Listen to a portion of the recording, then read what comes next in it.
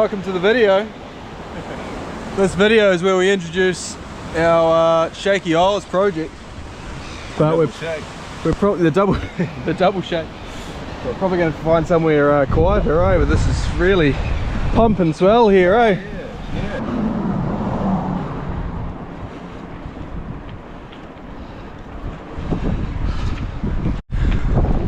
Windy out. This could be you grovelling up the South Island. All day. All day. Imagine it. Here's our shelter. Here's our yarn.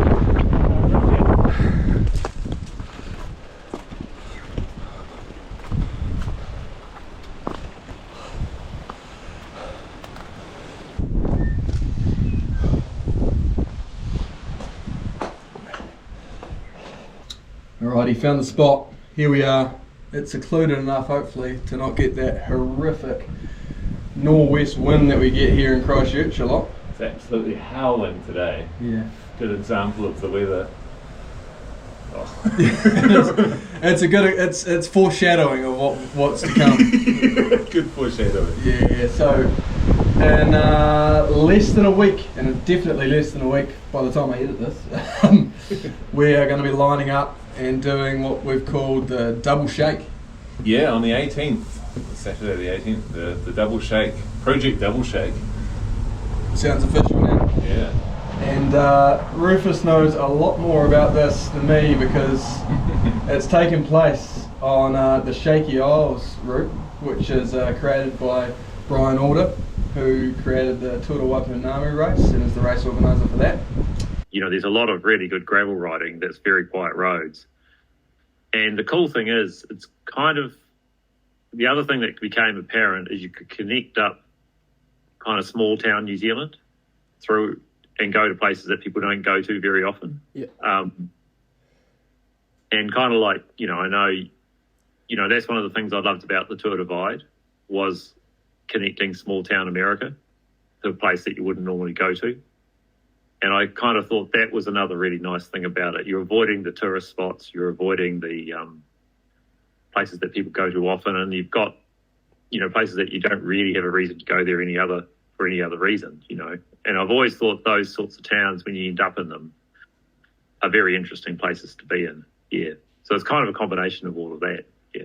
And you've attempted it twice, haven't you? Yeah, about just over a year ago was my first attempt on this course. It was just before I did the Silk Road mountain race, just a bit of a training ride leading into that. But middle of winter, I had to pull out with some injury. And then had another crack only a few months ago, once again in the middle of winter. And then I did the South Island, but didn't have the motivation to push on when it was just me out there on my own. It was full ITT situation. But you put on a storming, you're averaging 360 kilometres a day. You did the complete South Island of New Zealand in 3.5 days on. She was a good whack. Yeah. Got the South Island FKT, I think. Yeah. So happy with that. Yep, and the exciting thing about this is, well, I mean, we were having a chat and I was like, how are you going to finish this bloody project that you've been on for the last, 12 months? And you said, you just need some competition. And while there is a grand depart every year in January, we're both busy in January doing Waipunamu prep, so I was like, well, why don't we race each other?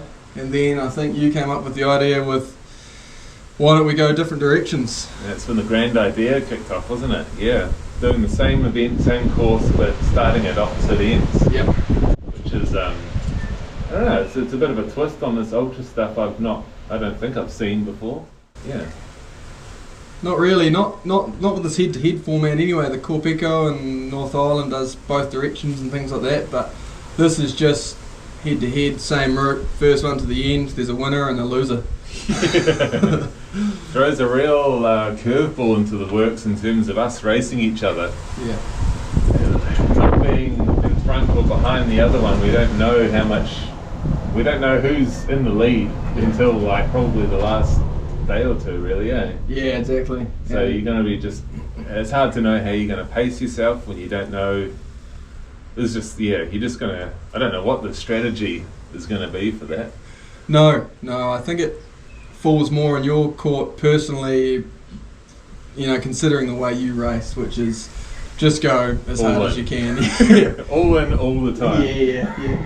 Whereas I historically take my time, a little bit more of a tactician, and then I'll know where my competitors are, and then I'll force a break and put a push towards the end with an effort that I think will can sustain me to the end, and then hopefully get the win. But it's still a strategy that could work.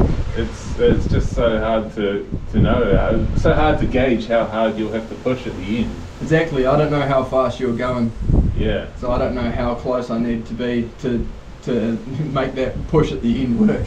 And a matter of timing when you push, like you could leave it too late, and then it doesn't matter how hard you go, you might not catch it, or vice versa. I might have gone too hard and blown up in the last few days. Very likely. Very likely. So it's interesting to race and interesting to watch. Yep. You just never quite. You can make a lot of assumptions, but you just won't really know until it's all coming to a head. Yep, and there's also the interesting dynamic of the inter-islander crossing from North to South Island. You don't want to screw that up. You want to time that quite nicely. And then we've both got to hope that there's no storms and things cancelling any of those crossings.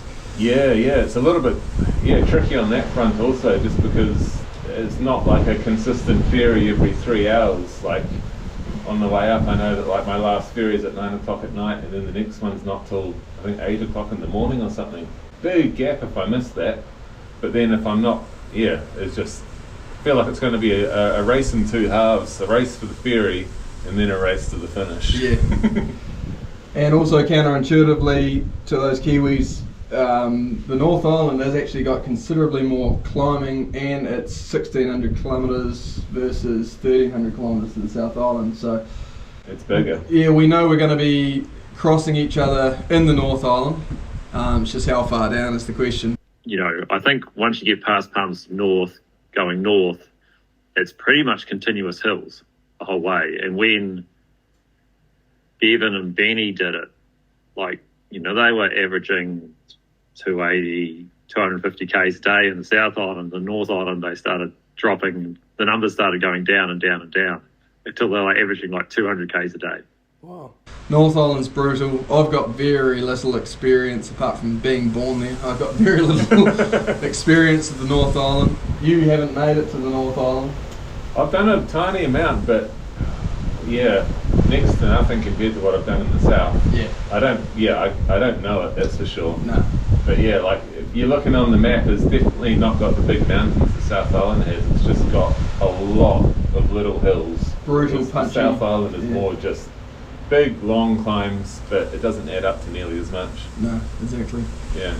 But that was personally a big draw card for me. I feel like it's almost, with how much racing I've done now, it's a rite of passage almost to have done the full length of your own country. I've divided a few countries now, the UK and America and stuff, so seems fitting to do it to New Zealand. And this Shaky Isles course, when I had a good deep dive at what Brian's put together, it looks really interesting to me. Really gravel back blocks in the North Island, around the south of Raglan and things, and some really interesting stuff, and a little bit more adventurous than the Tour Aotearoa potentially.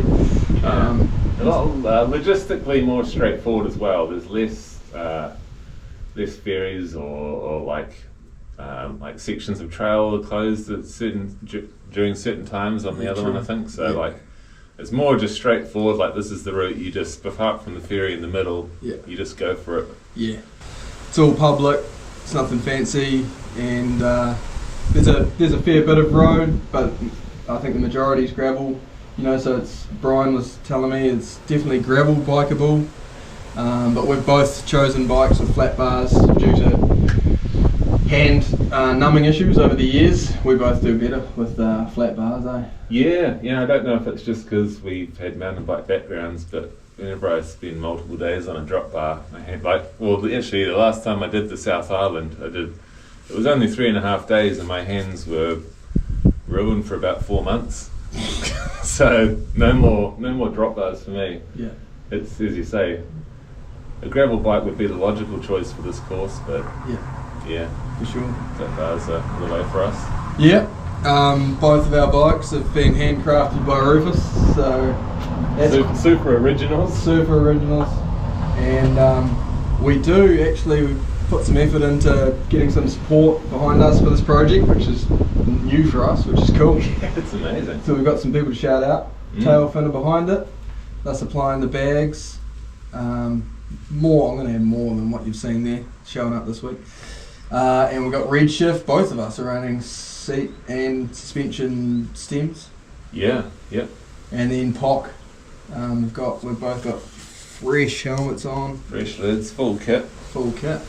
So yeah, shout out to those brands for getting behind it. And then we're hoping to get a few photos out there. And we're also, well, I'm definitely filming. I've talked to Rufus into bringing a GoPro. This will be my debut Yeah. with a GoPro. We'll see how that goes. In my experience, he's not the chattiest guy while racing, so we'll see how that goes. Anything to say to YouTube, Rufus? D4. Not much, eh? But it could make a really cool film, I thought.